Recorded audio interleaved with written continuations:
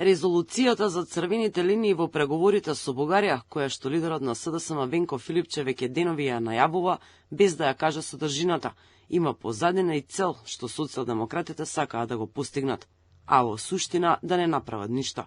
Дел од политичките аналитичари во жилбата на Филипче за единство во собранието за линиите со источниот сосед препознаваат желба за вовлекување на ВМРО ДПМН во истата каша во која се и самите тие, бидејќи направија се што Бугарија сакаше, но и предизборно додворување кај меѓународниот фактор. Цветин Чилиманов ги анализира намерите на СДСМ со поднесувањето на резолуцијата во собранието.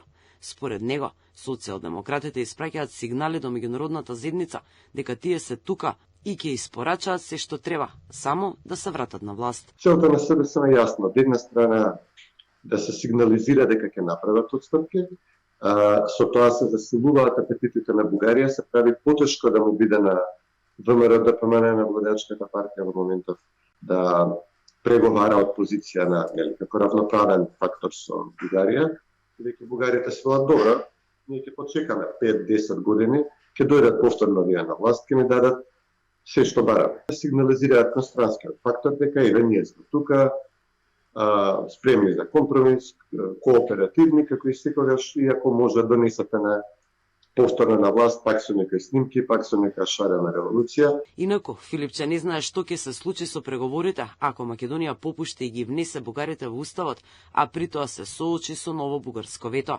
Тој не одговори дали Македонија ќе треба да се откаже од преговорите и што ќе постигнеме ако бадиола ги направиме уставните измени. Филипче, како што кажа, ја разбирал грижата на граѓаните за можноста од нови бугарски уцени, но сепак смета дека потребно е единство во парламентот за ова прашање. Јас ја разбирам грижата на граѓаните, а тоа меѓу другото тие на некој начин и го изразија за време на мината годишните избори, кога во тој контекст така гласа, кога станува збор за СДСМ наспроти ВМРО ДПМН, и сметам дека таа грижа на граѓаните не треба да ја ставиме по страна.